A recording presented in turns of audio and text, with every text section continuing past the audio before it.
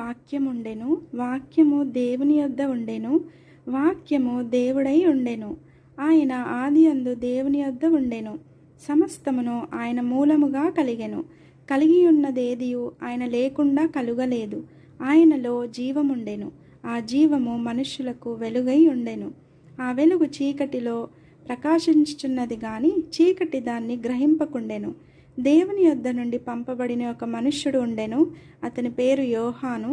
అతని మూలముగా అందరూ విశ్వసించినట్లు అతడు ఆ వెలుగును గూర్చి సాక్ష్యమిచ్చుటకు సాక్షిగా వచ్చెను.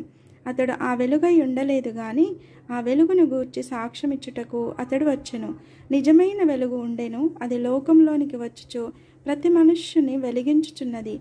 ఆయన లోకములో ఉండెను. లోకం ఆయన మూలముగా కలిగెను గాని లోకం ఆయనను తెలుసుకొనలేదు. ఆయన తన స్వకీయుల యొద్దకు వచ్చెను.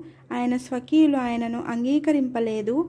తన్ను ఎందరు అంగీకరించిరో వారికందరికీ, అనగా తన నామమునందు విశ్వాసముంచిన వారికి దేవుని పిల్లలగుటకు ఆయన అధికారము అనుగ్రహించెను. వారు దేవుని వలన పుట్టిన వారే గాని రక్తము వలనైనను, శరీర ఇచ్చల వలనైనను, మానుష్య ఇచ్చల వలనైనను పుట్టినవారు కారు. నీవెవడవని అడుగుటకు యూదులు యెరూషలేము నుండి యాజకులను, లేవీయులను యోహాను నొద్దకు పంపినప్పుడు అతడిచ్చిన సాక్ష్యం ఇదే. అతడు ఎరుగననక ఒప్పుకొనెను, క్రీస్తును కానని ఒప్పుకొనెను. కాగా వారు, మరి నీవెవరవు? నీవు ఏలియావా అని అడుగగా అతడు కాననెను. నీవు ఆ ప్రవక్తవా అని అడుగగా కానని ఉత్తరమిచ్చెను. కాబట్టి వారు, నీవెవరవు? మమ్ము పంపిన వారికి మేము ఉత్తరం ఇయ్యవలెను గనుక నిన్ను గూర్చి నీవేమి చెప్పుకొనుచున్నావని అతన్ని అడిగిరి. అందుకతడు, ప్రవక్త అయిన ఏషయా చెప్పినట్టు నేను ప్రభువు త్రోవ సరాలము చేయుడి అని అరణ్యములో ఎలుగెత్తి చెప్పు ఒకని శబ్దము అని చెప్పెను. పంపబడిన వారు పరిసయ్యులకు చెందినవారు. వారు, నీవు క్రీస్తువైనను, ఏలియావైనను, ఆ ప్రవక్తవైనను కాని ఎడల ఎందుకు బాప్తిస్మమిచ్చుచున్నావని అతనిని అడుగగా, యోహాను, నేను నీళ్లల్లో బాప్తిస్మమిచ్చుచున్నాను గాని నా వెనుక వచ్చుచున్నవాడు మీ మధ్య ఉన్నాడు, మీరాయనను ఎరుగరు. ఆయన చెప్పుల వారును విప్పుటకైనను నేను యోగ్యుడను కానని వారితో చెప్పెను. యోహాను బాప్తిస్మమిచ్చుచున్న యోర్దాను నదికి ఆవలనున్న బేతనీయలో ఈ సంగతులు జరిగెను.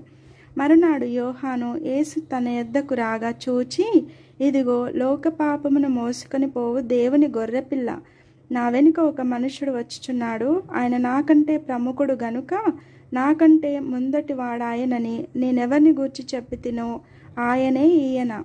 నేను ఆయనను ఎరుగనైతిని గాని ఆయన ఇశ్రాయేలుకు ప్రత్యక్షమగుటకు నేను నీళ్లల్లో బాప్తిస్మమిచ్చుచు వచ్చితినని చెప్పెను.